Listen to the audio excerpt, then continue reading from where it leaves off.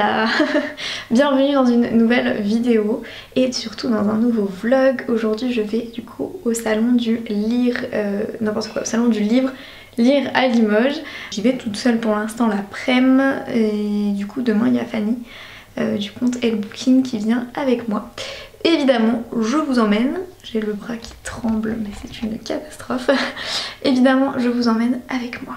Et c'est parti du coup. Je vais mourir de chaud, il fait actuellement 27 degrés. Donc je sens que sous le chapiteau ça va être vraiment tendu. Karine du compte Lecture et Douceur m'a dit qu'il faisait très chaud et elle y allait ce matin. Donc je me suis préparée, j'ai pris ma petite gourde et tout, mais j'ai peur de la chaleur, mais bon. C'est pas grave, c'est pour une passion, donc on est prêt à tout pour la passion.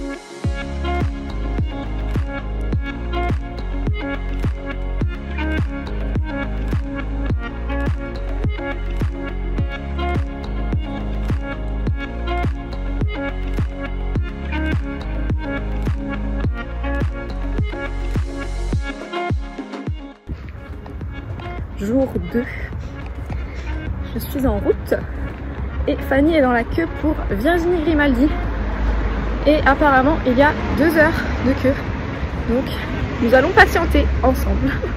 Ma voix est partie.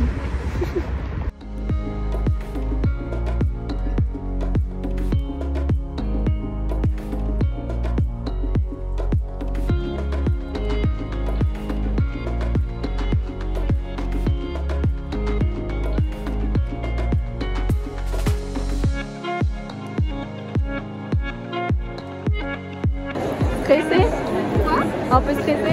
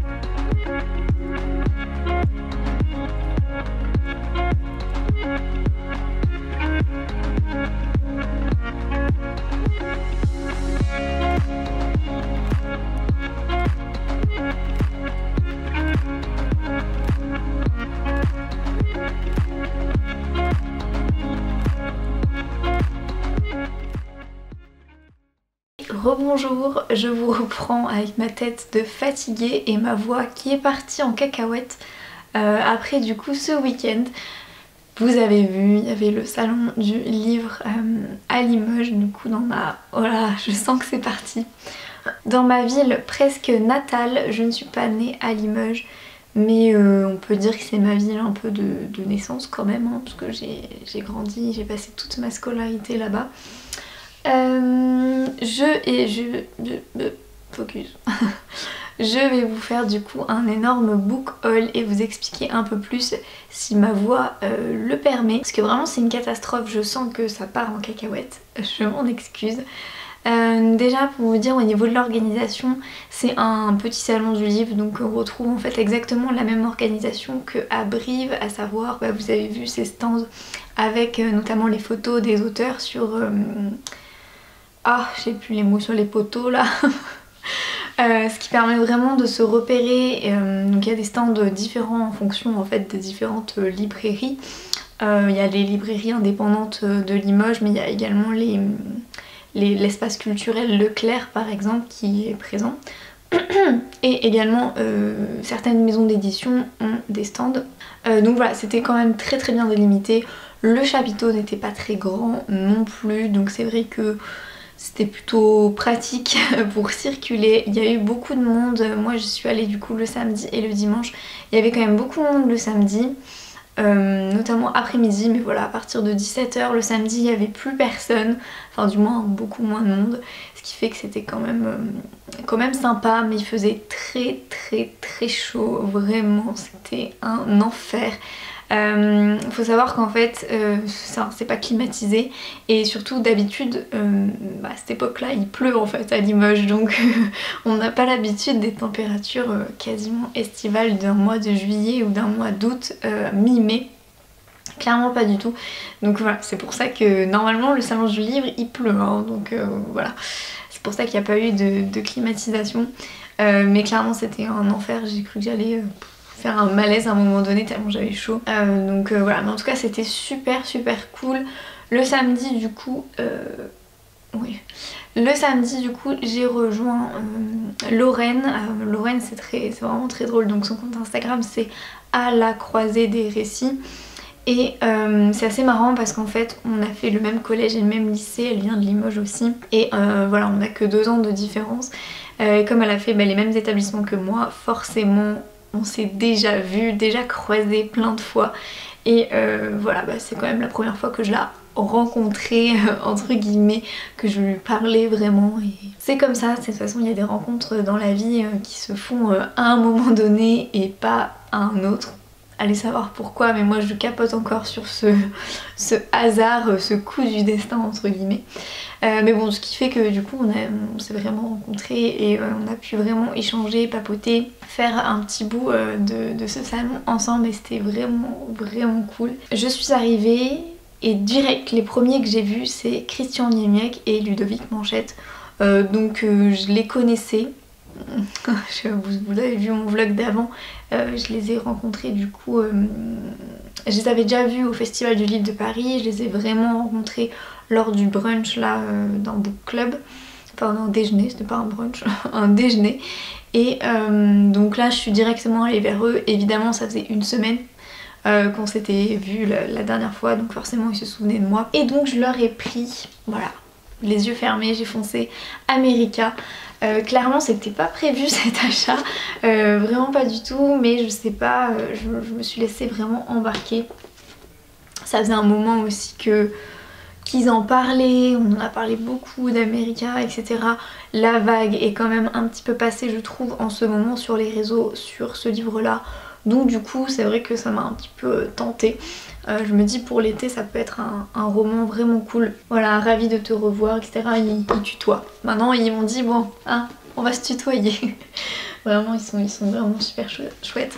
Et j'avais à ce moment-là méga chaud, mais quand je vous dis méga chaud c'est que vraiment c'était vraiment dégueulasse, mais genre je suais de partout, hein, c'était horrible.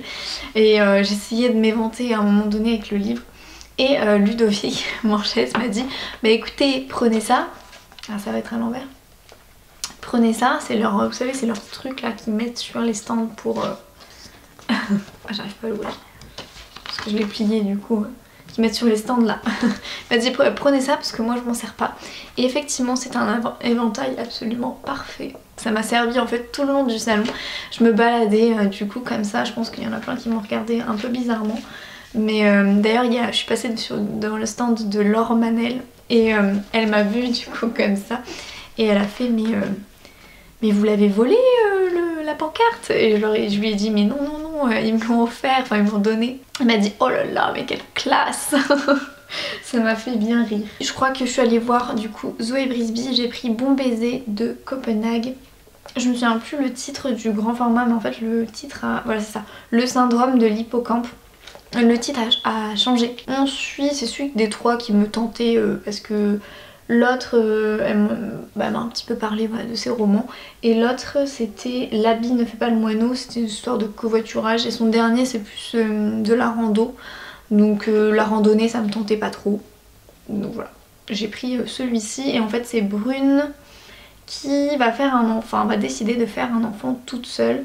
Elle est accompagnée de l'espiègle Justine, sa meilleure amie végane convaincue, et donc elle va se rendre au Danemark où les pères potentiels sont proposés sur catalogue.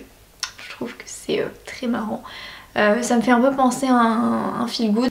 Nous sommes allés du coup avec Lorraine faire dédicacer et elle ses livres, et moi du coup j'ai pris Tout le bleu du ciel de Melissa d'Acosta.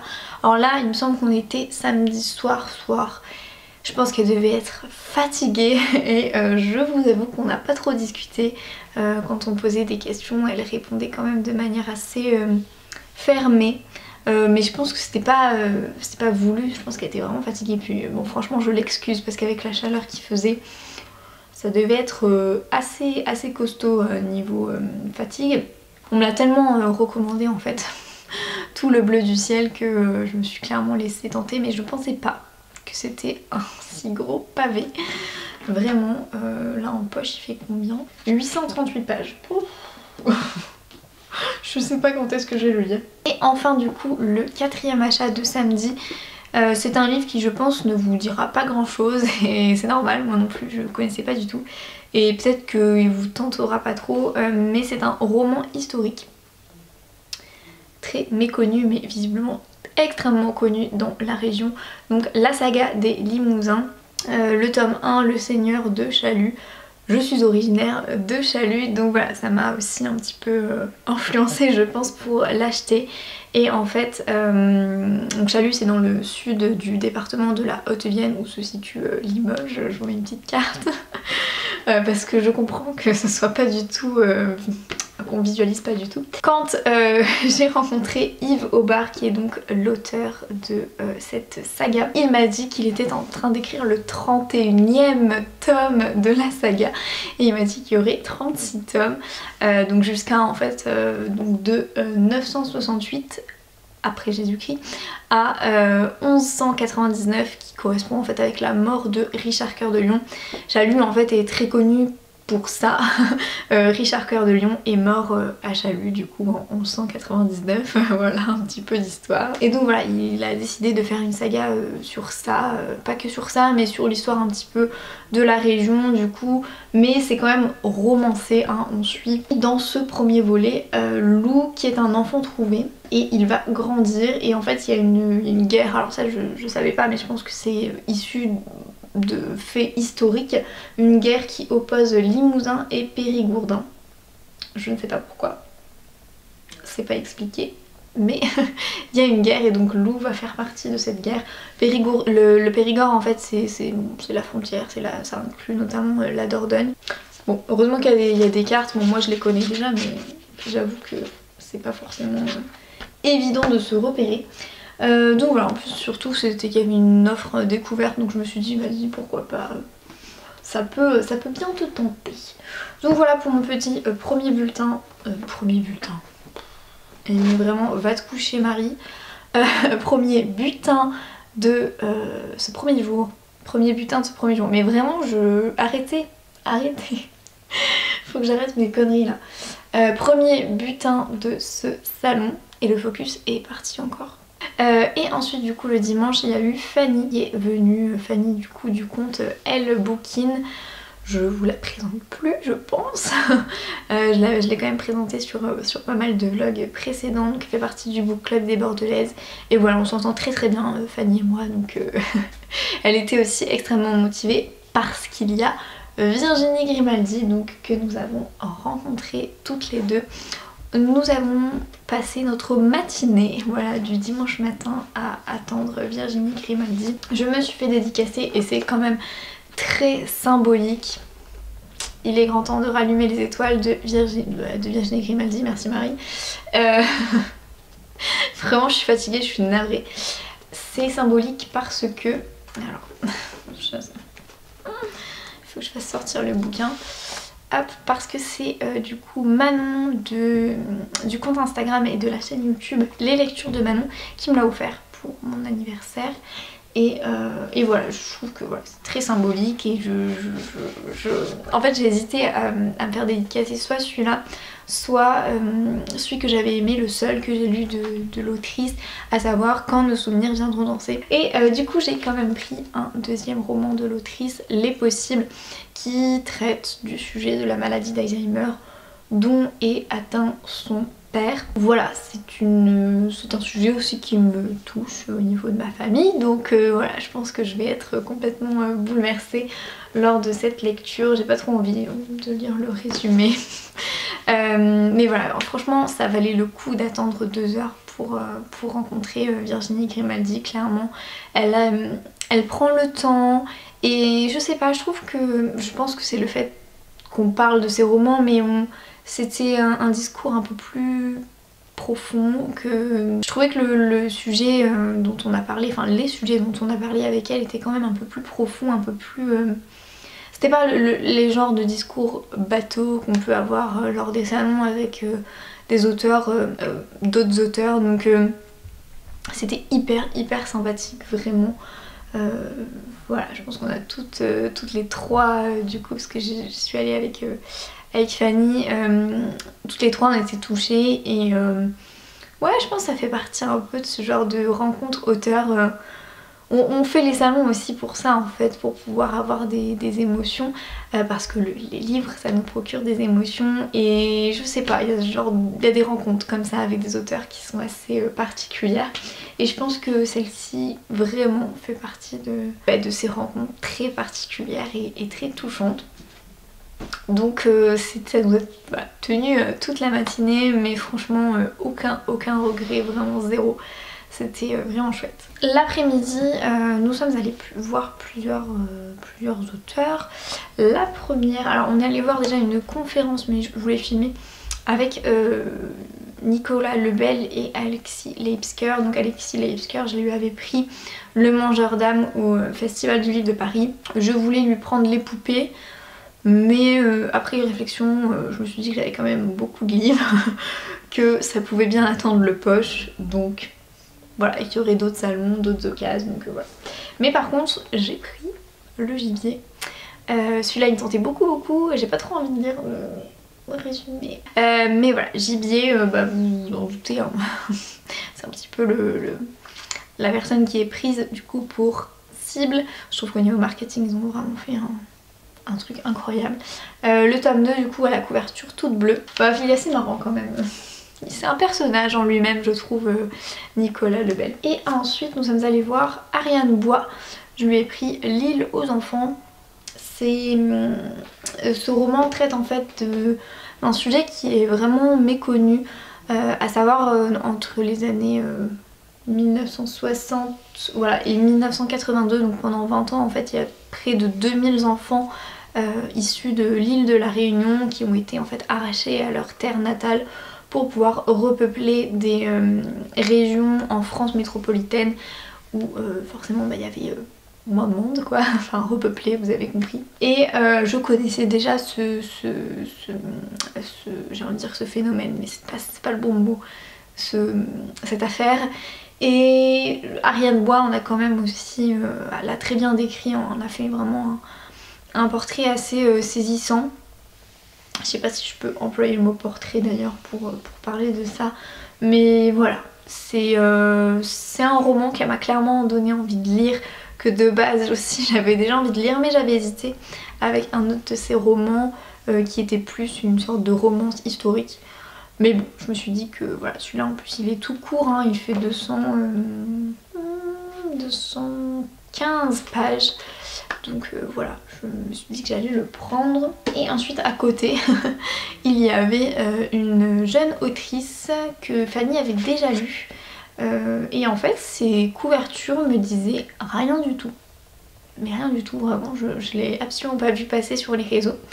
Et en fait, son brochet, donc rue de rendez-vous de Solène du coup Bakowski.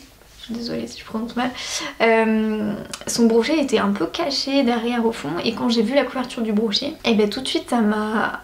Ben, je l'ai vu passer en fait sur les réseaux, en fait il me tentait beaucoup à une époque, et vraiment la couverture du poche elle n'a strictement rien à voir. Je vous mets la couverture du brochet, enfin je sais pas, non vraiment il n'y a rien à voir en fait. Parce que sur la couverture du brochet il y avait des parapluies, et là il y a zéro parapluie, et quand j'ai vu en fait cette couverture je me suis dit oh ça a l'air d'être une sorte de feel good, mais pas du tout, c'est juste une... Enfin c'est une rencontre entre Alice et Marcel. Donc Alice est visiblement jeune, à un moment donné il y a un orage et elle va forcément frapper aux portes pour essayer de pas subir cet orage, et Marcel va lui ouvrir la porte. On est à Paris, je pense que ça se voit au niveau de la couverture, et donc voilà, pour passer le temps en fait chacun va se confier à l'autre. J'en dis pas plus, mais en tout cas l'histoire me tentait bien. Souvent les histoires comme ça un peu transgénérationnelles, je trouve que ça a toujours un peu de plus-value, et elles peuvent être très intéressantes, donc voilà, je l'ai pris. Je me suis dit bon, je me laisse tenter, il était sorti en poche, pourquoi pas. Et Fanny m'a offert des petits trucs. Je fais ça, mais je suis super contente vraiment de recevoir autant de... Elle m'a mis un petit mot. Oh, trop mignon. J'ai relu le mot. Et donc elle m'a acheté le parfum de l'exil. Si vous avez vu du coup mon vlog du festival du livre de Paris, vous savez que j'ai pas réussi à acheter et à avoir la dédicace de Ondine Kayat à l'intérieur. Oh, il s'est abîmé dans mon sac. Je suis trop contente du coup qu'elle m'ait pris le parfum de l'exil. Merci 1000 fois Fanny. Voilà, je suis trop ravie parce que de toute façon je l'aurais acheté quand même. Donc... Et elle s'arrête pas là. Elle m'a fait du coup une petite surprise. Voilà, vous pouvez du coup déjà au niveau de l'indice... Merde, c'est à l'envers. Au niveau de l'indice... Et ils sont trop beaux, je les voulais trop, en plus bah ouais je lui en avais parlé quoi. Elle m'a offert les marque-pages Océan. Du coup je vous en parle souvent de Adelcha Création Papeterie. Donc vraiment je trouve que les teintes de bleu sont magnifiques. Après je sais qu'elle est plus, qu'elle fait beaucoup de créations comme ça un petit peu rosé, rose poudré, jaune, orange un petit peu.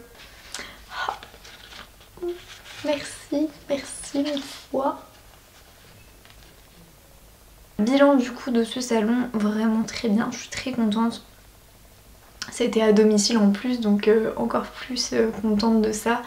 Et donc ouais, à refaire forcément. Vraiment c'était super chouette. À chaque fois les salons je trouve que ça rebooste en fait. J'en réemploie les mots de Fanny parce que ce qu'elle a dit, ce qu'elle m'a envoyé par SMS après, ça rebooste. Mais je te rejoins Fanny, ça rebooste vraiment et ça fait plaisir. Sachant que bon, moi de toute façon là vous voyez ma palle, voilà quoi, j'ai plus de palle, hein, clairement. J'ai plus de palle, actuellement ma palle est en PLS, en vacances. Elle est partie. J'ai plus de palle mais c'est pour mon plus grand bonheur, clairement. Et rebonjour, je vous reprends, nous sommes mercredi, j'ai ma veste en jean mais parce qu'à l'intérieur il fait bon, limite un peu froid pour du coup mes bras nus. Je vais essayer au niveau du focus, même si ma tête est pas franchement hyper fraîche. Je viens de comater dans le canapé pendant un petit moment. Je vous reprends pour vous faire un... Je suis désolée, vous êtes à côté de la route, c'est pour ça qu'il y a pas mal de bruit.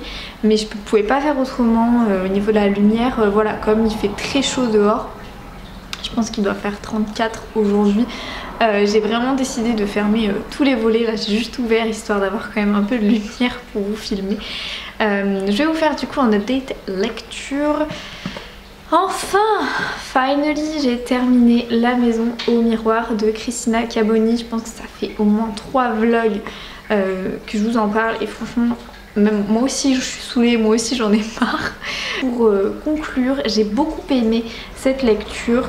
C'est pas un coup de cœur, ça c'est clair, c'est pas une lecture qui je pense va me laisser un souvenir absolument impérissable, mais c'est une bonne lecture dans son genre. On n'est pas du tout sur un polar. Il y a un squelette qui a été retrouvé du coup sur la propriété du grand-père de Milena, et ce squelette en fait forcément libère énormément de questions. Déjà de la part de Milena, mais aussi pour la police en fait, ils ont envie déjà de savoir qui est cet homme et surtout qui est le coupable, parce que visiblement c'est un homicide. Il n'a pas atterri au fond d'un puits par sa propre volonté. Bonne lecture. J'ai beaucoup aimé l'ambiance, on est en Italie donc ça sent bon les citrons, il y a la mer aussi qui est très présente, les fleurs, les bougainvilliers, etc. C'est vraiment très agréable comme ambiance. J'ai bien aimé aussi la construction du récit où on va suivre du coup les secrets de la famille de Milena, donc des grands-parents de Milena. Pas trop de sa mère, vraiment c'est au niveau de la génération des grands-parents. La grand-mère en fait de Milena est partie et a abandonné sa fille et son mari. Donc ça c'était vraiment agréable comme ambiance. Je me suis tout de suite accrochée en fait avec le personnage de Milena. Sur 2 chapitres on suit aussi dans les années 50 le personnage de Eva, donc la grand-mère de Milena, et on comprend un petit peu pourquoi elle a fait les choix qu'elle a fait. Et à la fin on a la révélation. Entre temps, il se passe quand même pas mal de trucs, et entre temps on a une sorte de triangle amoureux, mais je vous en dis pas plus. On aborde le sujet des espions soviétiques pendant la guerre froide, si je me trompe pas. Voilà, il y a beaucoup de sujets, les secrets de famille, je commence à avoir chaud avec ma veste. Donc franchement c'est intéressant, pas de coup de cœur particulier, parce que même la révélation à la fin, je trouve que c'est un peu... le secret là est un peu tiré par les cheveux et c'est vraiment dommage. Mais ça reste quand même une bonne lecture, voilà, j'ai bien aimé. Il est pas très long, mais je trouve qu'il se lit quand même 353 pages. Et du coup j'enchaîne, je suis désolée mais il y a beaucoup de lectures pour le Grand Prix des lecteurs Pocket, mais en même temps c'est normal. Là ils doivent nous envoyer les 3 dernières lectures et... Ah bah tant qu'à faire, c'était un camion. Ils doivent nous envoyer les 3 dernières lectures et nous sommes le 18 mai et nous avons jusqu'au 15 juin du coup pour voter. Donc aussi jusqu'au 15 juin j'imagine pour lire les livres. Sous un grand ciel bleu, je suis en train de le lire. J'ai commencé hier et j'ai déjà lu 76 pages malgré le peu de temps que j'ai en ce moment pour lire. Et franchement, ça s'annonce très bien. J'avais beaucoup aimé les derniers jours de Rabbit Eyes. C'est une lecture voilà, très poignante, très bouleversante.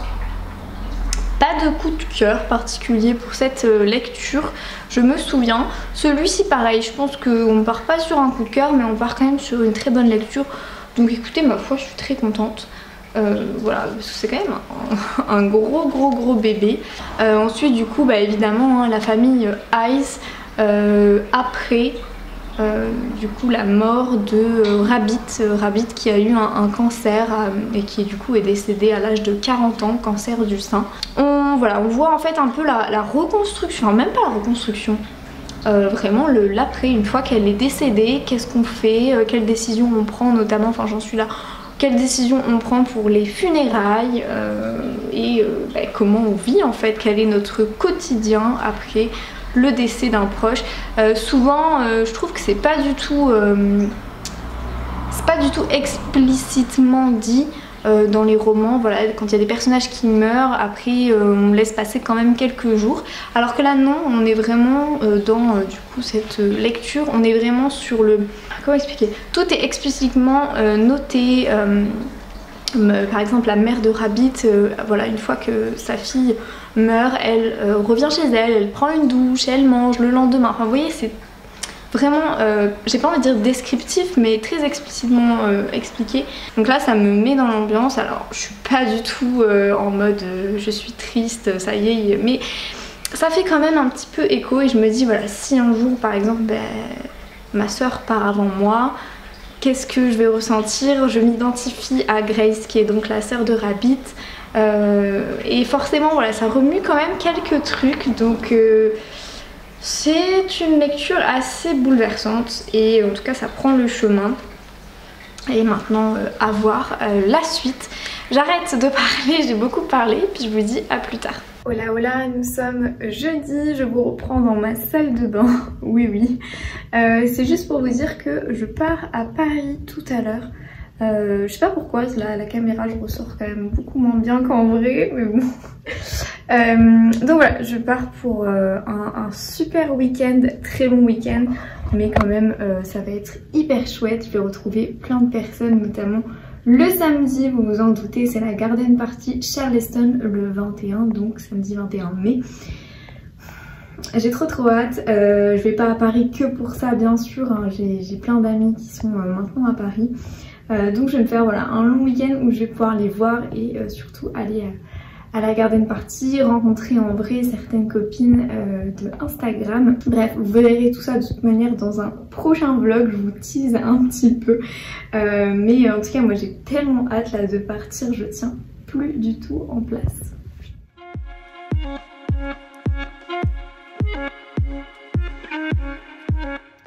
Je suis bien arrivée, je rentre. Bien arrivée du coup à Paris, je vais vous faire un petit update lecture. Alors, excusez-moi cette tête affreuse. J'ai pu avancer du coup ma lecture en cours dans le train. J'en suis page 281 sur 554, donc je suis à peu près à la moitié. Et j'aime beaucoup cette lecture, j'ai vraiment... En fait ça fait beaucoup... Je sais plus parler. Ça fait très plaisir de retrouver les personnages. Ils sont hyper attachants. Et j'ai l'impression que l'ambiance est un peu plus forcément lourde que dans le premier tome, donc les derniers jours de Rabbit Eyes. Parce que Rabbit était encore là dans le premier tome. Là du coup elle est partie et je trouve que l'ambiance est plus pesante, plus lourde parce qu'on a vraiment les deuils en fait de chaque membre de sa famille ou de ses amis. Et ouais, franchement j'ai failli verser ma petite larme à certains moments, notamment lors de l'enterrement. Voilà, donc là cette partie d'enterrement etc est passée. Vous voyez, hein, vraiment au milieu c'est passé. Donc là je pense qu'il va y avoir peut-être d'autres sujets. Après, un an après il me semble on est la mort de Rabbit Eyes. Il va se passer plein de choses, toujours en rapport un peu avec la maladie etc. Mais je vous en dis pas plus. J'ai pas trop envie de vous spoiler, je pense que c'est une lecture qui doit se lire. Mais j'aime beaucoup. Voilà, j'aime beaucoup et je le dévore et j'ai tellement envie de connaître la suite, ce qui va se passer pour ces personnages que je trouve hyper attachants. Donc voilà, affaire à suivre. Peut-être du coup dans un prochain vlog, mon avis. Comme je l'ai dit du coup, aujourd'hui nous sommes jeudi, demain c'est vendredi mais j'ai une journée à moitié off, à moitié. Et samedi du coup Garden Party, mais je vous l'ai déjà dit. Donc je vais clôturer ce vlog ici, je pense qu'il aura été quand même assez long, notamment avec le salon Lire à Limoges. Et puis merci d'avoir regardé du coup cette vidéo, n'hésitez pas à la liker, à me dire en commentaire si les livres dont je parle, vous les avez lus aussi, ça m'intéresse. Parce que voilà, ça me montre aussi que vous êtes intéressés entre guillemets par mon contenu. Je vous fais plein de bisous, puis moi je vous dis à dans un prochain vlog. Bye bye.